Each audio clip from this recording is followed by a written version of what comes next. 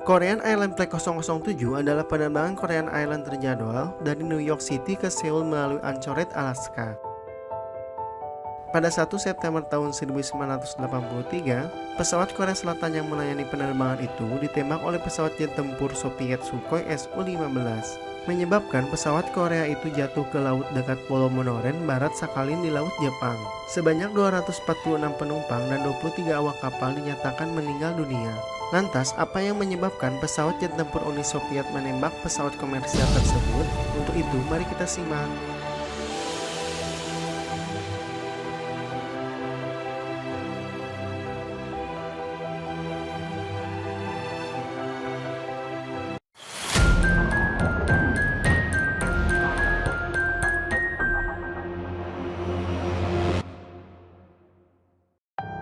Kamis 1 September tahun 1983, Korean Airlines Flight 007 sedang transit di Bandara Anchorage, Alaska. Sebelumnya, Flight 007 sudah take off dari New York City dan melanjutkan penerbangan ke Bandara Gimpo, Korea Selatan. Di Bandara Anchorage, Alaska, Flight 007 melakukan pergantian kru dan pengisian bahan bakar. Pesawat tidak mengalami masalah selama perjalanan dari New York ke Alaska saat ini. Pesawat ini merupakan jenis Boeing 747 yang sudah berusia 11 tahun 6 bulan ketika itu. Pesawat memiliki nomor registrasi HL7442 dan melakukan penerbangan pertamanya pada tanggal 17 Maret tahun 1972. Tercatat pesawat ini belum pernah mengalami kerusakan serius pada penerbangan-penerbangan sebelumnya. Penerbangan ini dipimpin oleh kapten yang bernama Chun Byung-in berusia 45 tahun. Kapten Chun telah menjadi pilot di maskapai Korean Airlines lebih dari 10 tahun. Sebelum menjadi pilot untuk pesawat komersial, Kapten Chun pernah menjadi pilot di Angkatan Udara negara Korea Selatan. Kopilotnya bernama Sun Dong-hui berusia 47 tahun. Flight 007 membawa penumpang sebanyak 246 orang dan ada 23 orang kru member dalam penerbangan ini. Maka totalnya ada 269 orang di dalam pesawat ini menuju Korea Selatan. Setelah selesai melakukan pengisian bahan bakar, Flight 007 melanjutkan penerbangan menuju Seoul. Flight 007 berhasil take off dengan normal dari Bandara Anchorage, Alaska. Flight 007 sedang terbang di atas Samudra Pasifik dan berada di ketinggian 33.000 feet. Flight crew tidak mendapat masalah kerusakan di pesawat ini sejak take off dari Bandara Anchorage, Alaska. Namun, Flight 007 sedang terbang keluar dari jalur yang sudah ditentukan.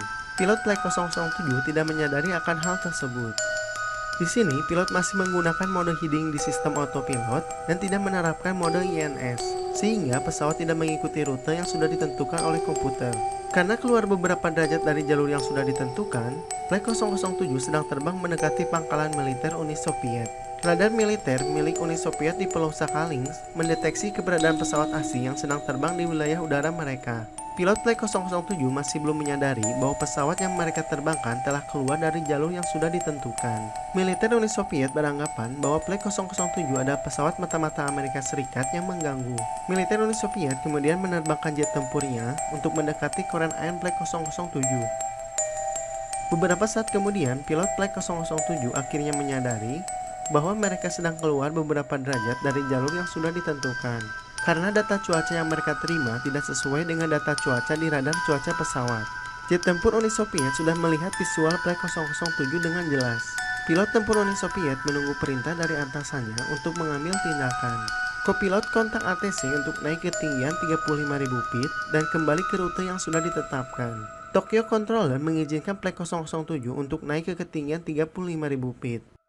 Beberapa menit kemudian, Flight 007 sudah berada di ketinggian 35.000 feet. Jet tempur Uni Soviet sudah mengunci Flight 007 dan sudah diberikan perintah untuk segera mengambil tindakan. Kemudian, jet tempur tersebut menembak Flight 007 dan mengenai bagian ekor bawah pesawat. Serangan itu merusak saluran hidrolik dan menyebabkan lubang di bagian ekor bawah pesawat, sehingga menyebabkan tekanan udara di pesawat tidak stabil. Pilot sama sekali tidak dapat mengendalikan pesawat. Korean Airlines Flight 007 dinyatakan hilang kontak pada pukul 3:26 pagi waktu setempat. Semua penumpang dan flight crew tidak ada yang ditemukan selamat.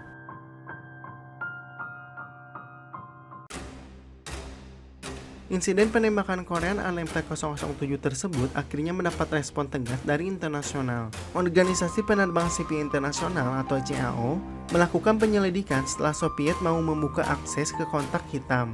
Menurutnya, dari hasil investigasi bahwa penyebab kecelakaan adalah sebagai berikut. Kelalaian pilot yang tidak mengaktifkan sistem autopilot yang tepat untuk mengikuti jalur penerbangan yang sudah ditetapkan yang menjadi penyebab utama kejadian ini.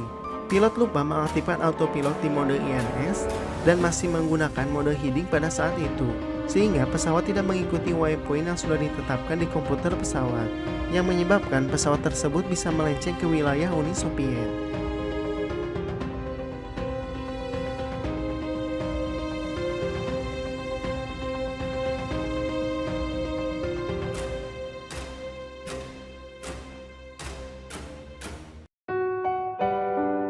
Itulah kronologi lengkap kecelakaan Korean Airlines Flight 007 menurut channel Aris Data.